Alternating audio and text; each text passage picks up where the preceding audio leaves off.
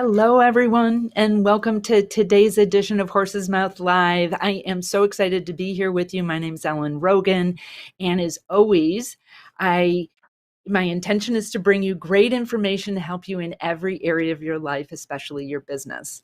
And I am so honored to have our guest today, who I'll give you her formal introduction in a minute, but we have Dr. Anita Sanchez with us today, who is such an amazing leader and person in this world. I got to meet Anita through a group we're both in called the Evolutionary Business Council. And this topic, what we're going to talk about today, is about being wise, tapping into our inner wisdom. And it's not something, as Anita says, you can't Google wisdom. This is something that we can tap into for ourselves. So before we start tapping into her wisdom that she has to share with us, I want you to understand how lucky we are to have Anita with us today. Dr. Anita Sanchez is weaving indigenous wisdom and modern science to support business executives, nonprofit leaders, and their teams all over the world to live their higher purpose in service and joy. So for more than 4 decades, she's consulted and trained really large organizations and nonprofits in her benchmark tools, which she's going to share some of those with us today, to help organizations build a more inclusive environment, more diversity, undoing unconscious bias. She's mentioned before we got started that she's been doing so much training in that. And I know it's something that has been hopefully on many of our minds for quite a while, but especially with what's been bubbling to the surface lately. And, she's helped leaders and teams to build strategies for success. She's also so recognized in so many areas. She was recently awarded, named as Conscious Company Media's in 2020, a world-changing woman. And very recently, Women's Foundation, She Is My Hero Award for her leadership in the world. So Anita, thank you. I'm so excited to be here with you and really honored. So thank you. I'm delighted too. And as we had some conversation before, I love talking to the people who are listening to you, who are your followers, who are your community, because part of my quality of life has been dependent upon this woman, her team, my financial advisors. So I feel like in a little bit of a way, like I'm giving back. So thank you for having me.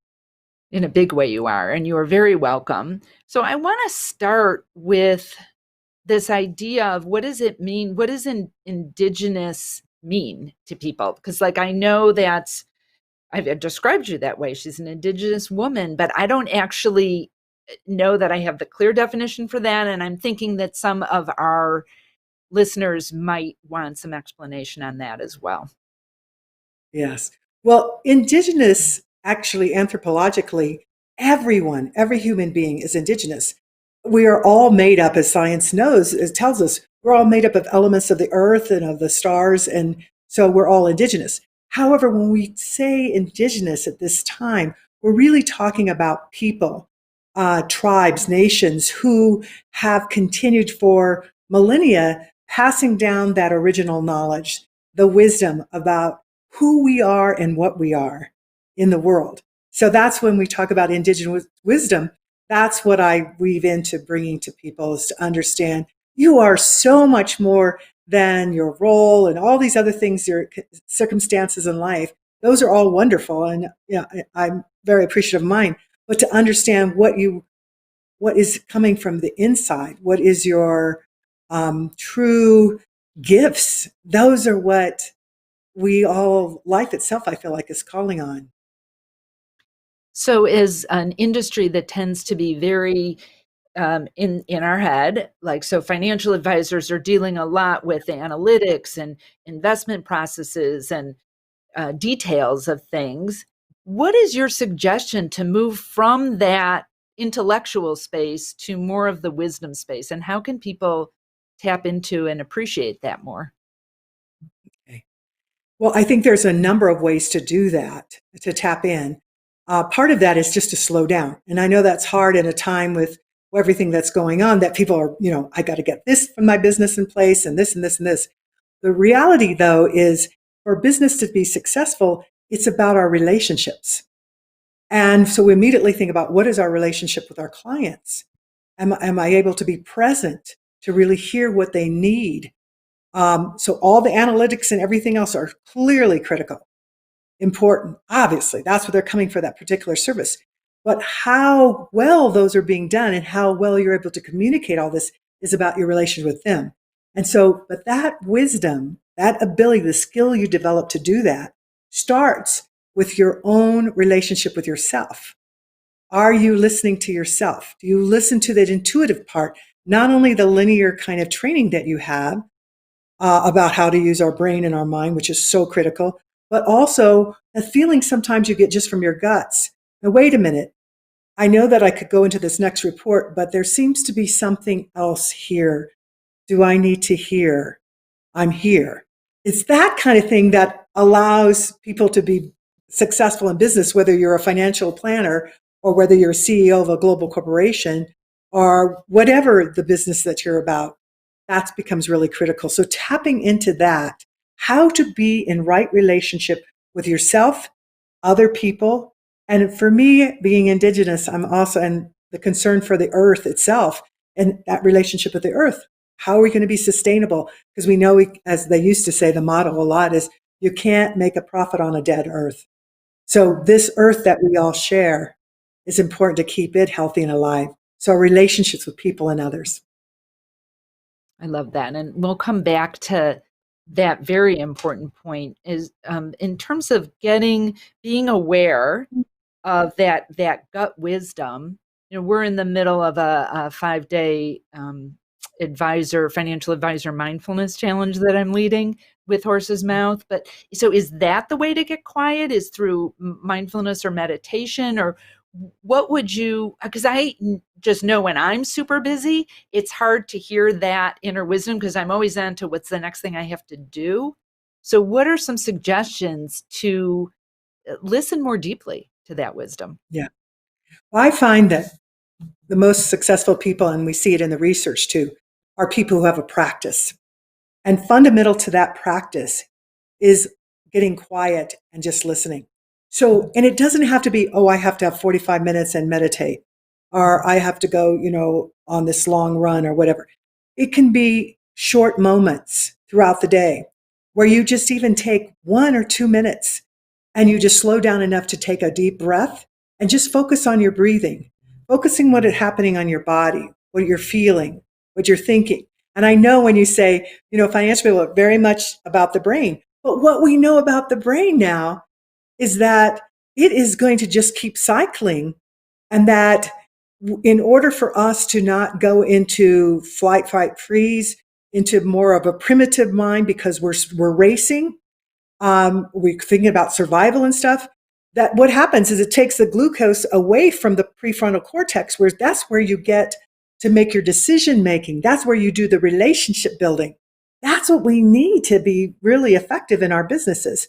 So just even that practice of taking even a couple of minutes, multiple times a day, to just say, right now, I'm just going to be aware of me, aware of my breath, aware of what I'm feeling in my body.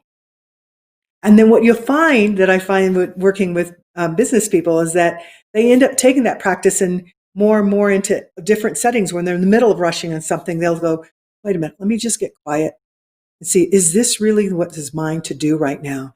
And your brain will answer, but also what's starting to happen, you're touching into, is your heart and your guts, that intuitive knowing, that wisdom that you can't Google, that comes from within and comes from experience. So you deserve, even as busy and as tough as circumstances could be, you deserve the quiet time. It's for you. And then as you do that, let me say what it really helps in terms of your business relationships, whether it's a vendor you buy from or a colleague that you work with or a client, is that you just realize that listening is one of the most effective things, the most precious things that you can give to another. Because every human being wants to be heard and acknowledged. And when you do that, when they see authentically, you know how to do that. To not just be like, I've got to get through this, but like, I'm going to get through this and I'm going to make ample time because all the while I'm going to be present to you. That is the difference. That's the people you want to stay around. That's the people who, like for me, to have my financial planner for almost 30 years. Yeah, and I know for me that I worked on my listening skills very early in my career, and hopefully my clients when I was working with individuals felt that. As you were sharing that, like the really being there, I think because I was had so much of my attention on my clients and being effective for them, that where I was less than excellent, and I'm doing a lot of work on that now, and hopefully, thank God they've stayed around, was really with my family. And, I didn't value that as much. Somehow I knew, oh, it's important for my clients to feel heard. But as, I made that separation, and I don't feel I'm doing better on that now. I want to have some self-compassion with myself about what I've done in the past. But do you find that people kind of silo, like this is how I am at work and this is how I am at home? And what I'm hearing you say is, well, like that's not You're really that we who you are. are. Yes. You're really who Yeah. you are everywhere. But your story you just told was my story too. I have decades and decades of continuing education so I can stay up with the field and the latest technology and science to be able to provide to people. And I remember, oh gosh, I guess about 8 years ago, I took this communication skills class. And in it, all of a sudden, I had the realization like, oh my gosh, I actually do listen to myself. I actually do listen to my clients. And then I think, but my husband, my two sons, oh yeah, I'm listening. I'm reading something. Oh, I'm listening to the television going, I thought we were watching this movie together. Well, we are. No, you're not. You're on your, and so all those things that help point to, wait a minute, the people I care most about in this world are getting the least attention. And is that really fit with my values? And so it didn't mean taking away from another group of people, my clients or that, but it just meant that when I'm there to really be responsive and present. And again, so it just takes that practice. And hopefully we'll get into the book that I wrote, the gifts we already all have, and using those gifts from the C-suite to people just going out and do their business have been using those gifts, and they're going, oh my gosh, it really makes a difference in my relationship with myself and other people to use the four gifts of forgiveness, of healing, of unity, and hope in action. They're making amazing things happen. And that's why I was delighted to talk to you about all of this, what we're talking about. These are just fundamental, foundational things about being effective in life for yourself and for others. Yes, I so want to talk about your book. And I realized as I see it in the background when I gave your intro, I didn't mention, your best-selling book of The Sacred Gifts, Indigenous Wisdom for Modern Times. I would be so thrilled if you would share the four gifts with us, what they are, Yes. maybe a little bit more detail. Though, as I was mentioning, we all already have them. So that's the good news. All right. You already have them. And these gifts were given in the 90s. 27 Indigenous elders from different traditions all over the world came together. And they were in ceremony, and they answered in ceremony, and they created a hoop. And it's the eagle hoop prophecy with 100 eagle feathers they hung from the hoop. So that's a story in itself. How do you get 100 eagle feathers? Anyway, in that weekend, they sang and prayed and talked and meditated. And in the end, they put four gifts into the hoop for all humankind, for all of us, in order to bring back harmony and balance, how to be in healthy relationship with ourselves, other human beings, and the earth itself. So the four gifts are the first gift, the power to forgive the unforgivable. And if you're like some people, oh, forgiveness, immediately some things probably popped into your mind. And then maybe right after that is, oh, I don't know if I want to forgive. I don't know if I can forgive. Forgiveness is a very important path to self-love and to be able to do care and love of others, because we're using up so much energy when we hold on to things that hurt, or that we either have resentment for, did or did not happen in the past.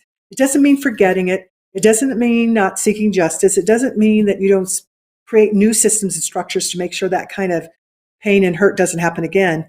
But it means you're not stuck in the past. So that's one of those gifts that I'm working a lot with leaders, because they're realizing they have things they're still resentful that's happened in their businesses, in failures before, even successes that aren't happening at the level they did before. So forgiveness is a leadership tool. The second gift that was put in the hoop for all of us to use is the gift of unity. And just like what you're doing, this wonderful work and taking this work out and not only honoring the very specific kind of accounting and projections and all the things to help people live a quality life, but also that to be able to strengthen from within, that this is the whole human being matters here. So to be able to be in unity, we can say unity, and most businesses bring me in because they want to have more unity, more engagement. And I'll say, yes, we can go for it. And there's lots of methods we can use to bring that together. Like, you want to have more women in your organization. You want to have more people of color in your organization. You want to have white men who maybe don't just fit the mold of all the other white men that are in your organization. So they want this diversity. But I will say we can have all these things set in place, but unless you also do your forgiveness and the third gift, healing, you will only go so far on the unity. So healing is the third gift. We already all have that ability to heal. And it's healing every day we do, from little hurts and missteps that happen, that we know that, first of all, to heal, we have to listen. We have to know something's not right? Whether it's mental or it's actual physical.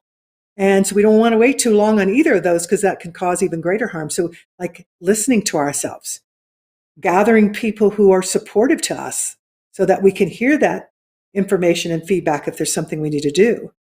And then, of course, getting into loving ourselves and into action, because it's all about action. We have to do something with it. And the last gift, the fourth gift. So we've talked about forgiveness, unity, healing, and the fourth gift is the gift of hope in action. And you think about all the businesses, perhaps some of the people who are listening, that when you were younger, maybe you knew very early, kind of like I did, somewhat of what I was going to do in life, but maybe you didn't. But you had some vision, some dream, something came forward, somebody you saw doing something that you admired, that person became sort of a hero or to you. And then you followed. So this was a thought, a vision, a dream, something pulling you. And so hope, especially at this time, is more important than ever. But it's not the kind of hope that, oh, I'm just going to hope, sit back. I'm talking about the kind of hope that compels you to go forward, compels you to put together that business, compels you to want to develop your people, your team, yourself, if you're a solo business. But that gets you so that you keep pulling you towards that dream of whatever the size and scope and how many people you want to impact and the quality of life you want to live. So that hope in action is key. And what I tell people to do is dream. Daydream, dream at night, ask for what you want before you go to sleep. It's really critical, because all these inventions and things that we're seeing and what you're even doing in your life probably started as some dream or vision before. And that hope will carry you forward to bring those gifts, bring your contribution to all of us, because we need it. Life itself is calling us now with all the things that we're seeing happening, is we're needed. When you were saying dream, and I want to come back to the work you've done on the environment and in the rainforest. So when Anita and I spoke, we realized one thing we have in common is, well, it's not necessarily in common. I've gotten to participate in this. I've been to the rainforest in Ecuador with Lynn Twist, who is this amazing woman, author of The Soul of Money. And what I found out when I was speaking with Anita is she leads trips for the Pachamama Alliance, which is this organization that Lynn was one of the founders of. And Anita, you're on their board as well. And when I was in the rainforest, we learned a lot about this idea of learning from our dreams. And we had a elder in the community really help interpret our dreams. And we went through this dream ceremony. So it's landing with me how your background and bringing this ancient wisdom in, how you're bringing it in to suggestions for us in our modern life. So Yes. is that was some of the genesis of that? Yes. Well, I've known Lynn. I just saw her the last couple of days. We're in board meetings, but we are, as I mentioned before, we're a part of the earth. You know, all science tells us, biologists, famous international, and everyone. The UN also is pointing to us, countries asking for indigenous wisdom now, because it's not a coincidence that over 80% of the most diverse lands left on this earth, on this precious earth of ours, are lands that are indigenous people are on, because we've learned how to stay in a not only just sustainable relationship with the earth, but regenerative. And so that's really important. So when you went down there, you were learning about that for yourself. And that again, what's wonderful about being alive is we can look outside, but we really want to do to sustain something is look inside too. And so look inside and seeing, what is your purpose? Who are you? What are you? What is it that you value? What are you dreaming? Because his dreams can bring you forward. And, luckily we're at a time now that we know more about how the brain works, how our intuition works. We know more through quantum physics about that. We're more about energy and things like that, that it doesn't seem so woo woo. But I will tell you, even this morning, we sent out something to a client last night, and all of a sudden I woke up out of a dream and it was like, no, that client needs more. They asked for that, but their board of directors actually wants something else. And I got a hold of them and they were like, how did you know that? And I said, well, part of it is experience. Part of it was I was listening to my dream. I was paying attention rather than, no, this is my list to do that or not. I took a moment and allowed that to come through. And sure enough, we added a couple more pieces and they're thrilled. Now, so that didn't come from some long linear analysis, which also is valuable. Nobody's going to take that away from me either. But when you add that with our dreaming, our feeding, nourishing our images of what might be possible, then what we're able to do not only individually, because really we do nothing alone, but when we collectively come together, wow, then what we can manifest in our lives, in our business, and on a more sustainable Mother Earth. So I'm so delighted, yeah, that we share that. So every year since 2010 or 8, somewhere around there, I spent for a number of years. We didn't go this year. I take a group of business leaders and their families, sometimes their teams, and we go for 12 days. And it's such an immersion. It's such a wonderful thing that everyone comes back out transformed. But what transforms them is really understanding, by being immersed in nature in that way, with the indigenous elders there and that wisdom, that they are mirrors of who they are. We all hold the wisdom. Just allow it to listen to it and allow it to come through and then act on it. It's quite a wonderful thing to have the evolution of human beings now understanding so much more broadly what we used to categorize only in religion or spirituality. Now we're starting to understand these things coming together like this because it is the wholeness of who we are. We're all of that: spiritual, mental, emotional, and physical. I love how you're in the business world talking about these things. I also am so excited when we can start to travel again to go back with you. I took our daughter when I went, and my husband and our son kind of missed out on that, but I want to go. And I was just reminded at one of my big realizations while I was there is about listening more with my heart and not my head, because I've spent so much of my life and it served me well in my growing my business.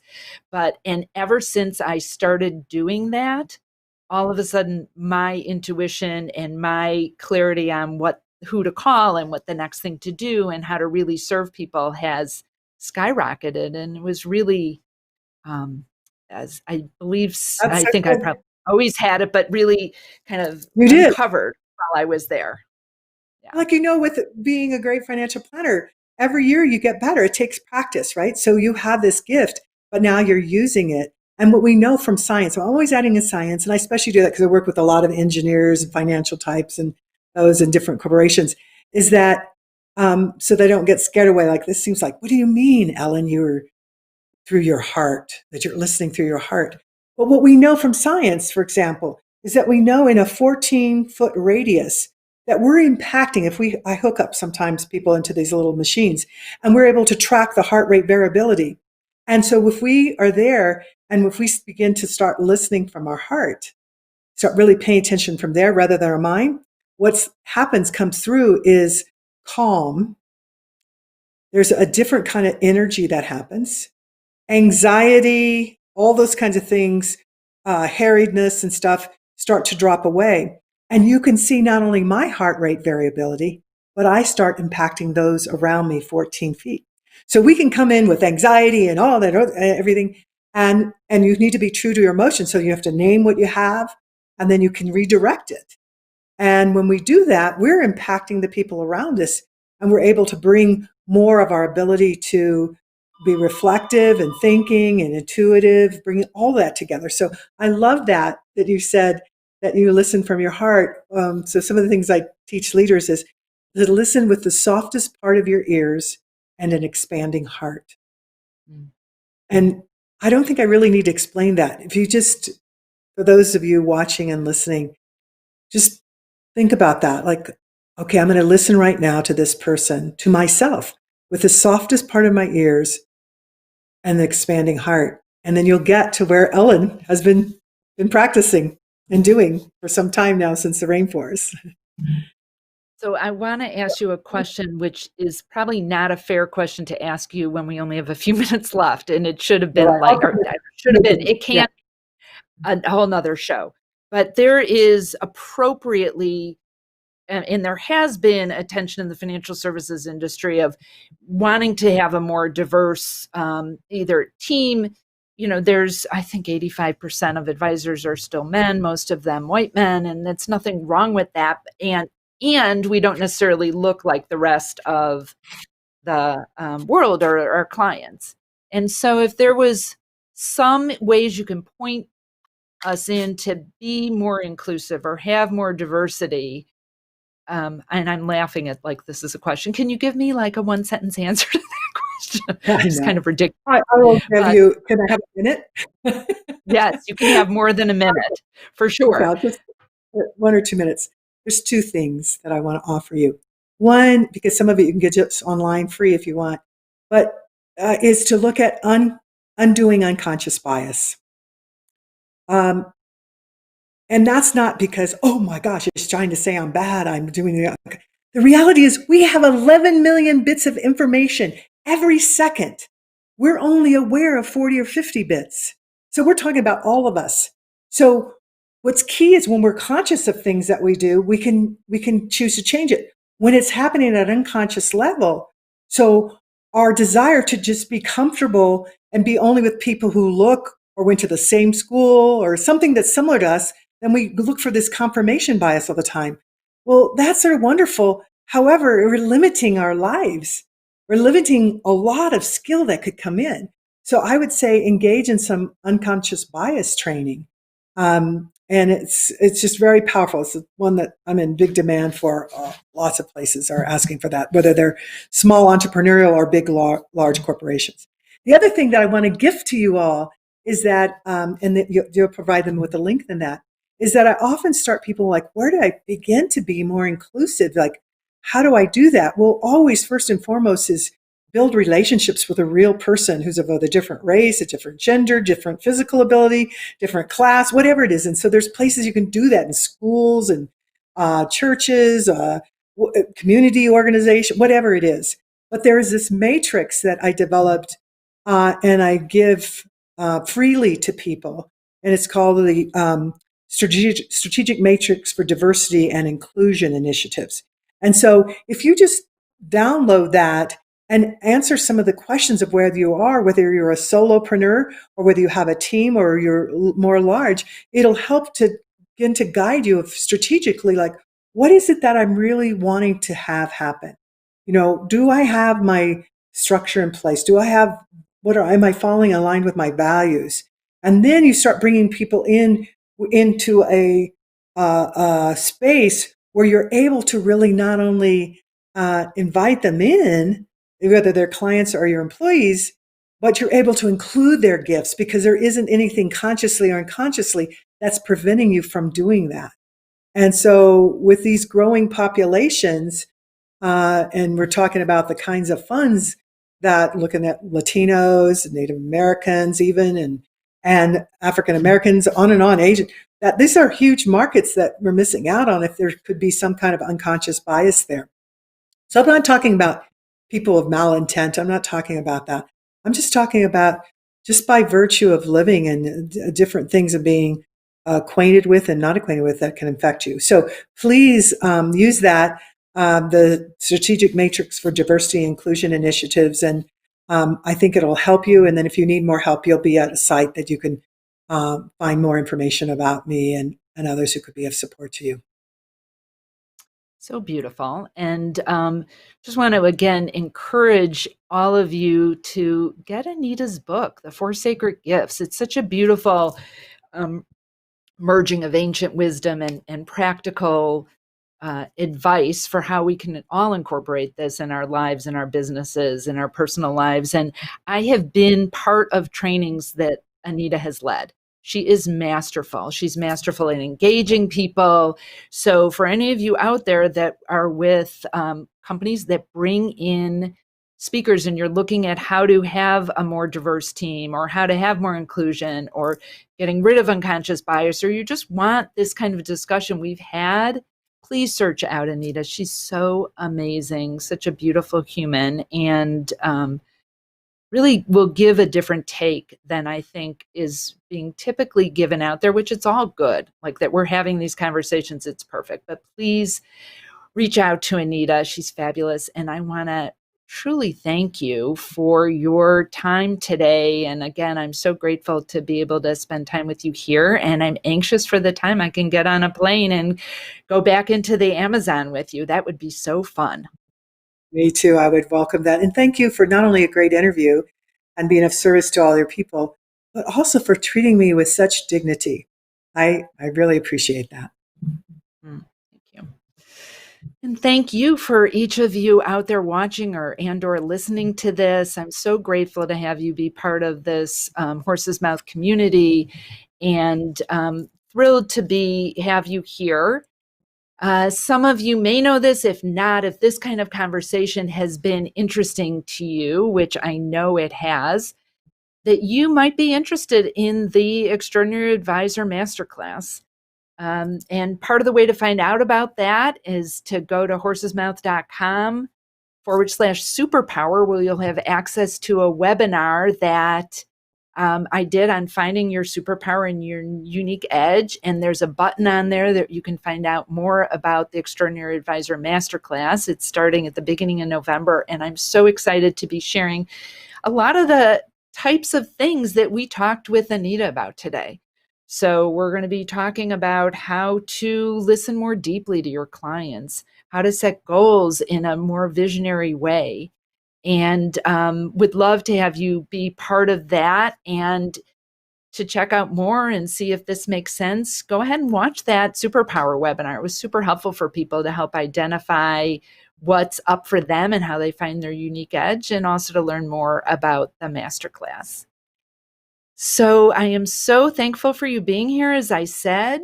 And my question for you today is, how big of a positive impact are you willing to make?